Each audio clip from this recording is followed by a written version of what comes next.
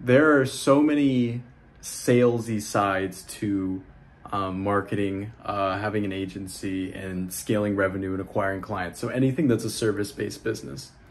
I feel like people are so focused on the new sales revenue. So how much did you make per month? How much did you make per month?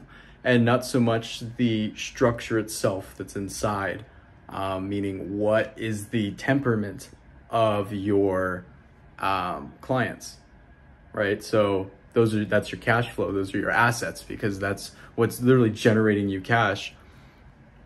How is that looking? Is the pipeline going to dry up? Are there people who will likely not survive the quarter?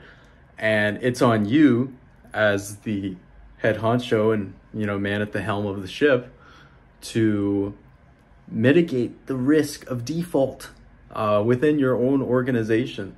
Not so much to debts that you owe, but the default rate of your clients.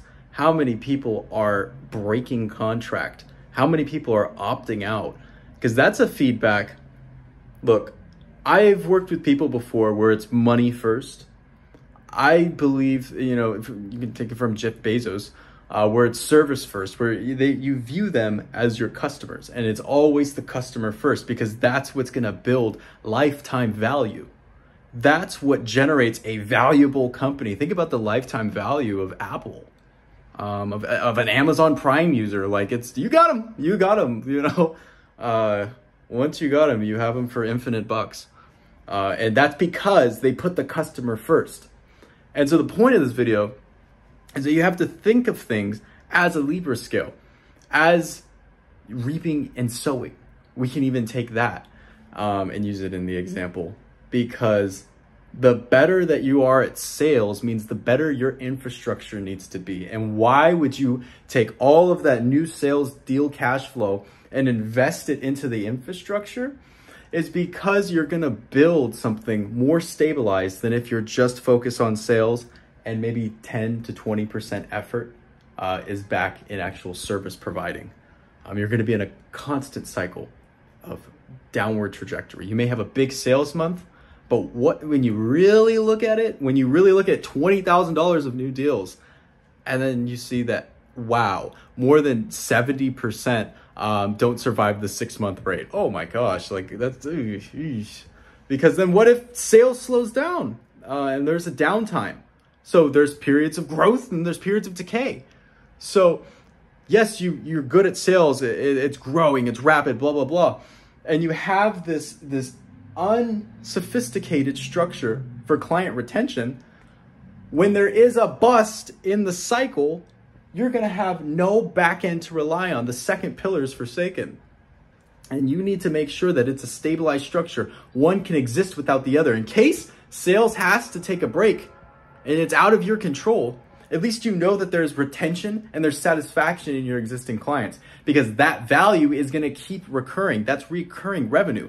So you can make back your investment in your costs, let's say in less than a 3-month time period. Everything above that, you're just in the money, in the money, right? You have operating costs, you have a lot of nonsense. You can even make business investments as well, blah, blah, blah. But that is money to play with. And it's because you acquired them, you invested in their infrastructure. If that means staffing the best possible people for the best possible price, then so be it. Because if I can keep them for more than 24 months on average, God willing, that'd be really cool. You could beat out the people who are just keeping them for 3 to 6 months and then they just keep focused on selling.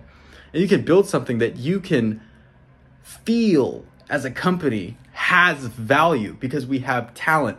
We have the proper analytics, the structures, the best operating procedures. We are a firm and an agency that's worth hiring. We add value to the marketplace. A company would be lucky to work with our services. That's how your mindset should be. And that may seem scary. It may seem easier to just collect the cash and just kind of default in the glamorous bliss of the money. But, you got to be on the offensive here. You got to be building brand reputation, both externally to where your top of funnel is becoming known, and internally to your existing customer base, because they're going to be the ones, backing you up when shit hits the fan. So always keep that in mind. Always value your existing customers just as much as you're valuing new revenue. And don't slow up, because I've done that before too, where I just want to focus on what I currently have and I don't focus on that growth. I become really stagnant, really mentally lazy and uninspired. You should always have new deal flow coming in. It's just the right proportionate balances of how you make your business. And at some point, you're going to have to hire more people dedicated to each side. And you want to scale those, together, conjoined, because you want to be able to acquire new customers and provide them with the best possible service. Just always keep that in mind and never forget that. I don't give a shit about 80% profit margins if my lifetime value is going to be garbage. If I'm not going to keep them for a multi-month period, then I don't want it. I would rather spend quite a bit and keep them for, what makes back that risk of, keeping them for 3 months. I'm kind of rambling now, but whatever. So keep that in mind, scale efficiently, and make sure that you're doing your due diligence. It's easy to fall asleep behind the wheel when it comes to upholding our existing obligations. It's easy to run to the new thing, the new shiny object, the new toy. But who's here doing the reps that we need to be doing from day one? So keep that in mind. Thank you guys.